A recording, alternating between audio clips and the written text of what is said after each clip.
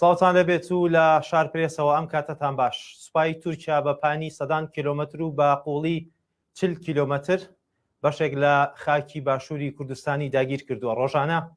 بە بێدەنگی بە تەنیشت بۆردومانکردنی ناوچە سنووریەکان و کوشتن و بریندارکردنی هاوڵاتیانی سڤیل لە ناوچەی بادینان و دەوروبەری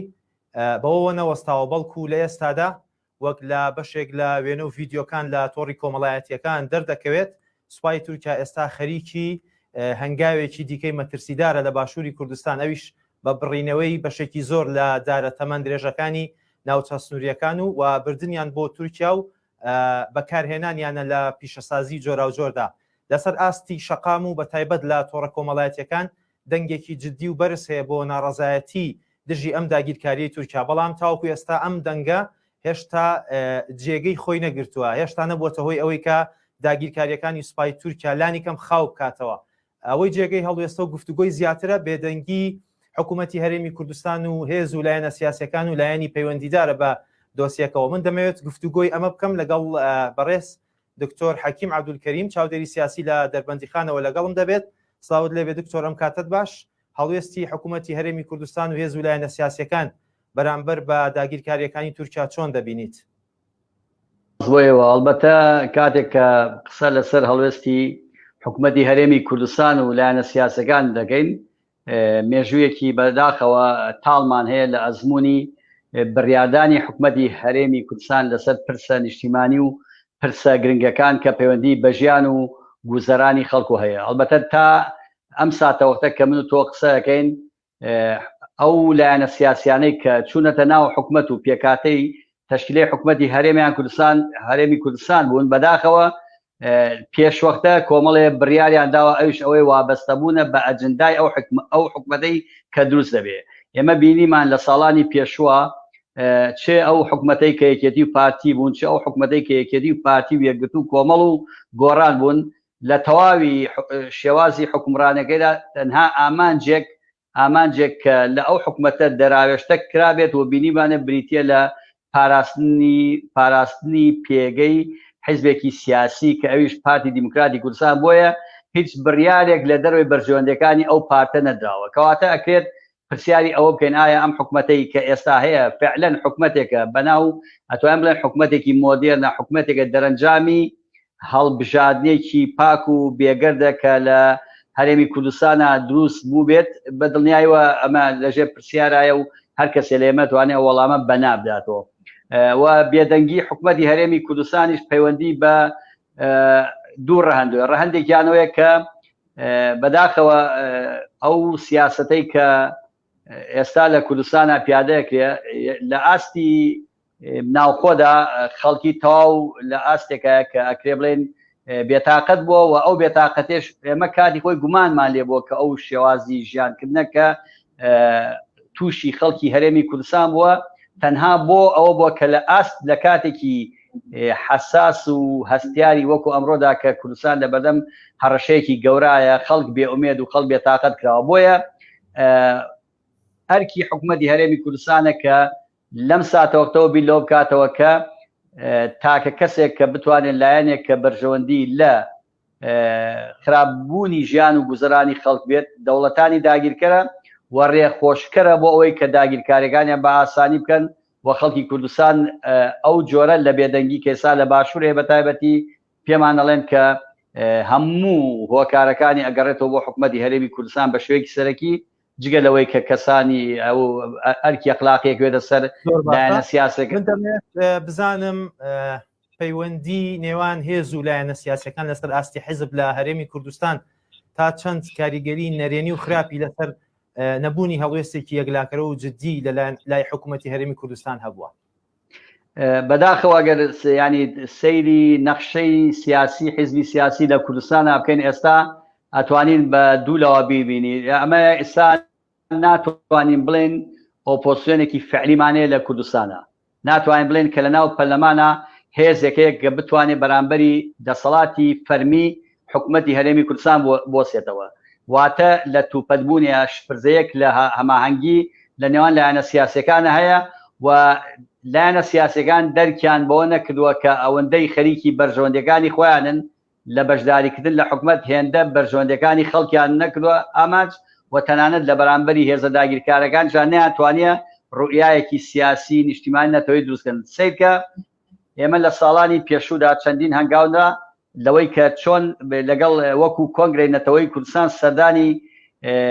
پەرلەمانی کوردستان کرا سەردانی لایەنە سیاسەکان کە بە تایبەتیوانەی لە پەرلەمانان بۆ ئەوی بتوان کە بڕیارێکی دروست لە دەربارەی ئەم لەشکرکێشی و داگیرکاریانەی چ دەوڵەتی تورک و چ ئەو سەرکێشیانەی کە دەوڵەتی عێراق و لایەنێکی سیاسی دەیانوێت لەسەر شنگال پیادەی بکەن و چه هەڕەشەکانی سەر ناوچەی ناکۆکی لە سەرگان با بڵێن دەرەوەی هەرێمی کوردستان تا ئێستا ئەوەی کە ئەکرێت لە پەرلەمانی کوردستانە ناتوانن هەماهەنگیەک بێن بۆیە ئەکرێ بڵێن لایەنە سیاسەکان بە شێوەیە لە شێوەکان بەرپرسیارەتێکی گەورە لە سەرشانیانە ئەوی شەوەیە کە زیاتر ئەوەندەی خەریکی بەرژەوەندەکانی خۆیانن تەسەڵگە لە زۆر کات و ساتا بینیمان کە کاتێک کە تەنگەژە سیاسەکان یا چ لە ڕووی ناوخۆ دەرەوە بێت سێرگەنەوە حیزبانەی کە لە حکوومەتان ئیدعای شێوەیە لە شێوازەکانی ئۆپۆزیسیۆن بوون یان ئیدعای ئەوە دەکەن کە ئێمە لە حکوومەتان بۆ ئەوەی کە چاکسازی و خۆشگوزەرانی بۆ خەڵبێنن سەرەکەی دابەشبوونی پۆست و وەرگرتنی ئیمتیازات یەکێکە لە ئامانجە سەرەکیەکانیان کەواتە ئەکرێ بڵێن هەماهەنگی لایەنە سیاسەکان تا ڕادەیەک شپرزیەکی پێوە دیارە و ئەوەی کە بینیمان لە ئەم داگیرکاریانەشا دەبین کە حکوومەتی هەرێمی کوردستان بێدەنگ بووە و پەرلەمانی کوردستان تا ئاستێک بێدەنگ بووە هەرچەندە دوێنێ پەرلەمانیەوە بکەم پەرلەمان وەکو نوێنەری زۆرینەی خەڵکی هەرێمی کوردستان تا ئێستا هەڵوێستی چۆن بووە لە ئێستادا ئەتوانێت چی بکات تا چەند دەتوانێت کاریگەری لەسەر دۆخەکە هەبێت تا چەند دەتوانێت هۆکار بێت بۆ ڕاگررتنی ئەم هێرشانە بەداخەوە تا ئێستا باسم کرد ئەزمونمانەیە لەوەی کە ناتوان بەڵام ئایا یعنی ئەم داگیرکاریەوە بە تایبەتیش ئەم شێوازی سەرڕۆیی تورکیا ئەگەر لە بنەمای ئەخلاقی و سیاستکردنیان لەسەر بنەمایەکی نیشتیمانی بێ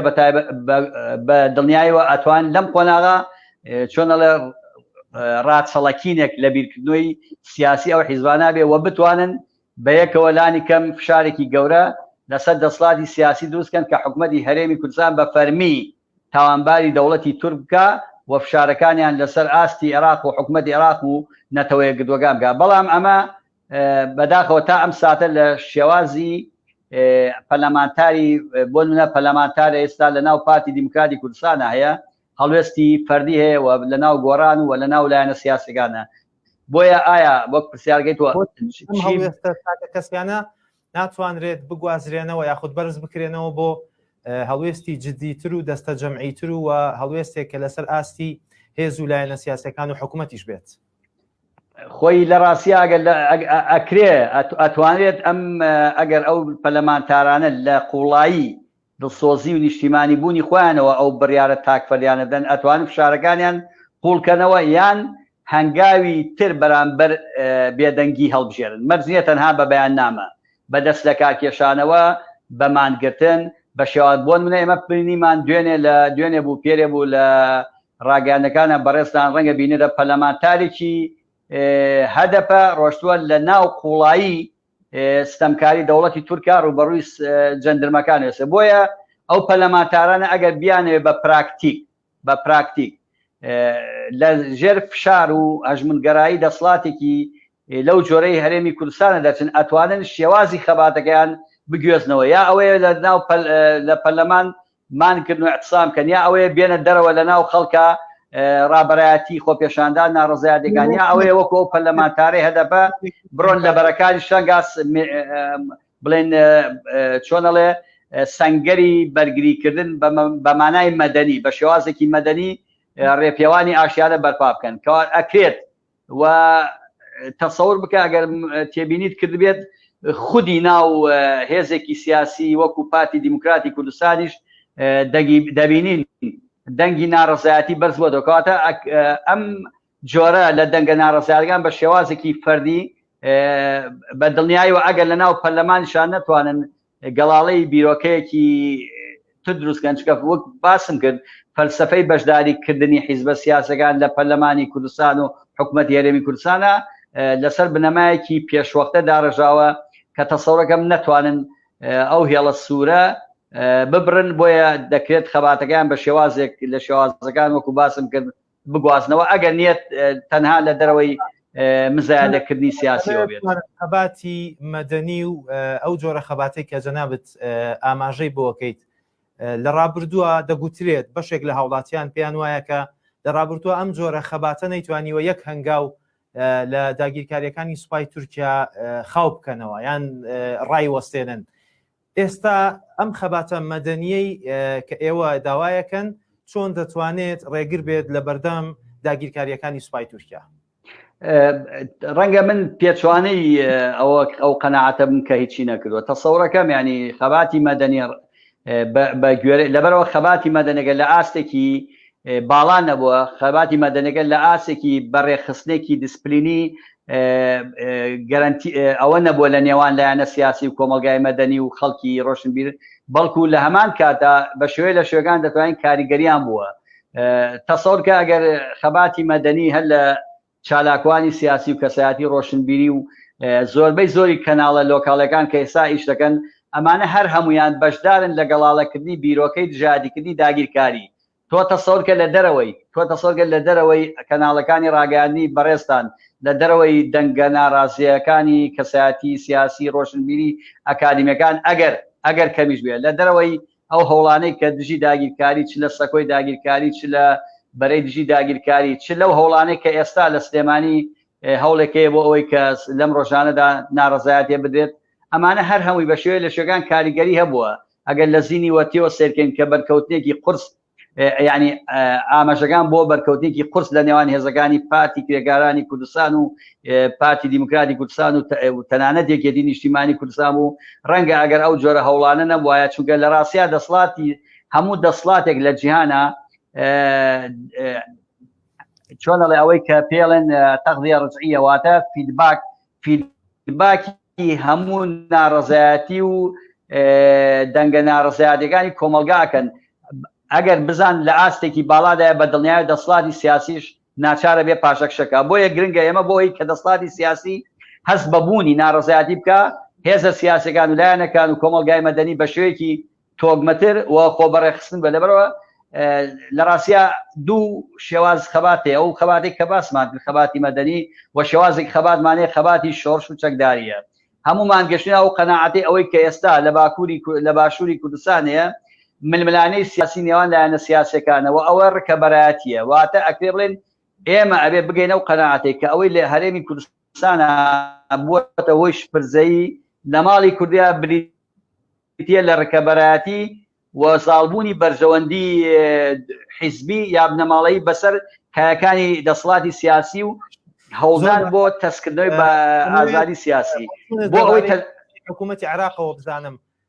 ئەوەی دیارە تاوەکو ئێستا هەڵوێستێکی ڕوون و ئاشکرا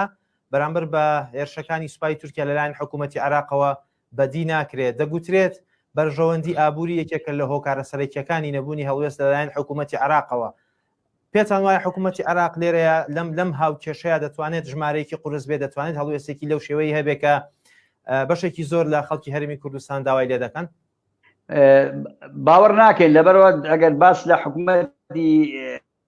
عێراق بکەینەبێ باس لە دەوڵەتی عێراقشکەین. ئێستا دەوڵەتی عێراق بە تەواوی دەستگا و دام و دەستگا و مؤسساتیەوە لەژێر هۆچمونی ئێرانان، کەواتە وەکو دەوڵەت وەکو ئەو هێزانەی کە ئەتوانین بڵێن کۆنتترۆلی سیاسەتی عێراقی ئەەکەن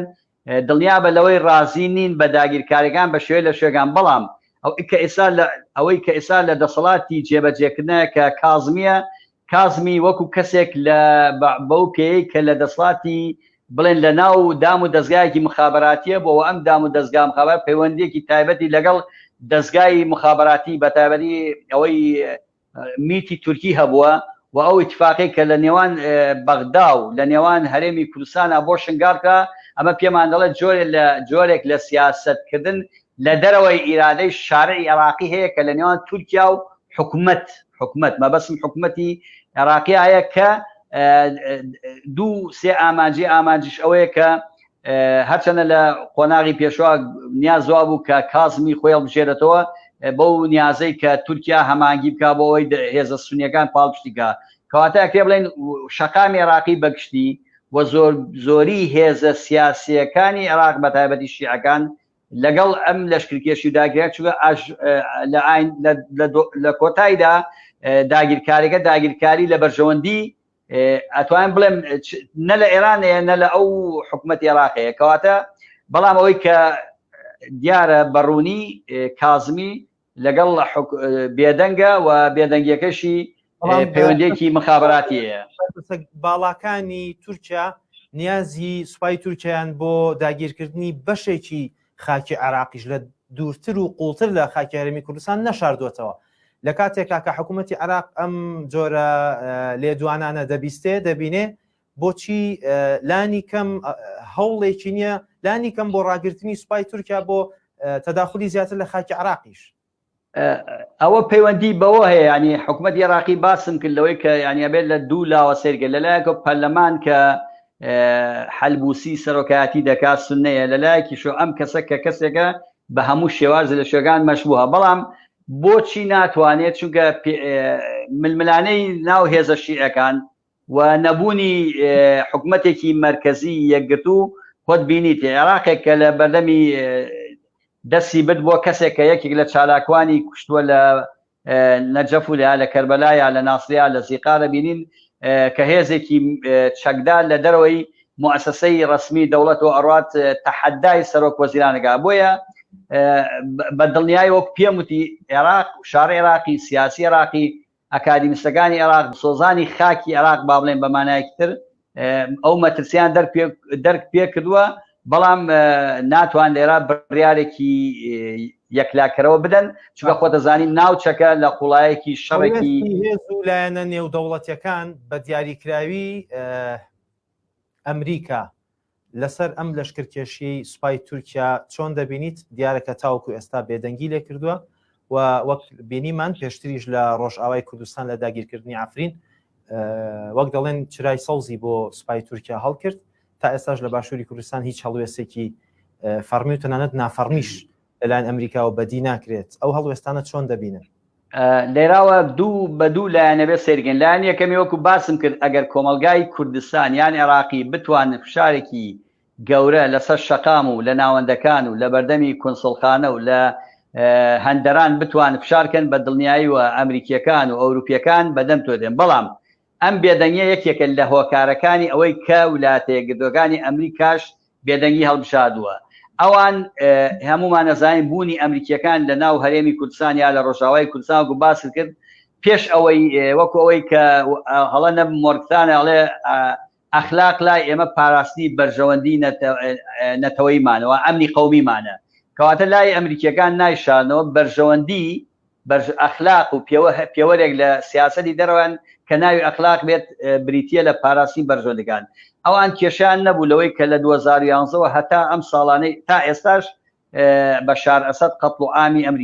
سووریەکانەکە و هەزارها کەسی گوژوەچەکی کیمیایی کوشتووە و بێدەنگ بوون ئەمە بۆچی چونکە بەرژەوەندەکانی ئەمریکایان ئیسرائیل هەتا ئەو ساتۆکتە لەلایەن سووریاوە نەکەوتۆ دەمەترسیەوە بۆیە ئەوان لە بەرژەوەندێکن بەڵام بۆ ئەوەی بڵێن ئێمە لە هەموو دنیای تاسەدا کاتێکە غەزە لەگەڵ فەلەستینیەکانش لەگەڵ ئیسرائیلەکانە تووشی بەرکەوتن شەڕ دەبن شەقامی عەرەبی هەڵدەسێەوە تەنانەت جامعی عەرەبی و دەیان دەستگا و دام و دەستگایتر یەنە پشتی ئەتوان لانی کەم ئاگربەسێ بن و ئەو شەڕە بوەسێن لە هەرێمی کوردستانە بەداخەوە وەک باسماگە پەرلەمان ئەو ڕۆڵەی نییە کە بتوانێت ئەکتیڤ بێت لە تەواوی دام و دەستگانی و دەوڵەتەکانە ڕۆڵی خۆی بێ باشە ئێمە لە ڕاستیە دەوڵەت بەتایبەتی ئەمریکا و نەتوێت مامەڵە لەگەڵ کاراکتەری استراتیجی دەوڵەتەکەن لەگەڵ نادەوڵەتەکان وەکو بۆ نمونە ڕێکخراوی گەورەی کۆمەلگای مەدەنیمان دوو ناوەندی توێژنەوەمان نییە ناوەندێکمان نییە کە ئێستاش لە مەحفەلی دەولیە لە نێوەندە دەوڵەتەکانە لە ئاستی ئەوە بێت کە گوێی لێ بگرێت کەواتە ئەکرێ بڵێن ئەمریکا بەرژۆندەکانی خۆی دەخوازێ بەڵام ئەوەی کە زۆر گرنگە یەکبوونی خەڵ لە هەموو دنیا لە مێژووی بەشەرەت ئەوەی کە مێژووی بەشەرەتە ئەوەی کە گۆڕانکاری وە چەرخان دروستەکە بۆ لە باڵانسی سیاسەتە دوای چەک و هێز بە دڵنیاییوە هێزی مرۆیی وەگەر خستنێتی ئێمە ئەگەر فەرموتەواویکە ئێمە ئەگەر بتوانین لە شەقام و لەلایەن و لە پەرلەمانتارەکان و لە هێزە سیاسەکان بتوانین قۆناغێکی تازە لە پێکەوەژیان و لە ئاشتەوایی ناوخۆیی دروستکەین بە دڵنیایی ئەتوانین بین بە هێزێکی کاریگەر چونکە ئەوەی کە تورکیا پیادەیەکە لە باشووری کوردستان بریتیە لە ناردنی ئەزمە ناوخۆیەکانی خۆی بۆ دەرەوە بۆ ئەوەی ئیستیقراری سیاسیکە بەڵام ئێمە لە دەرەنجامی ئەو هێرشەی ئەوان نائیستیقرارێکی سیاسی دروست بووە و گرنگەوەی کە ئێمە بتوانین یەکبوونێک هێزێکی یەکبوون دروستکەین ڕوبەڕووی دەوڵەتی تورکیا بن تاکە بژادە لە بەردەممانەوەیە. بەڕێز حەکیم عەبدولکەریم چاودێری سیاسی سوپاس کە لە دەربەندیخانەوە لەگەڵم بووی بینرانی بەڕێز ئێوەش هەرشاد کاتێکی خۆش بۆ هەموو لایەکتان خواتان لەگەڵ بێت.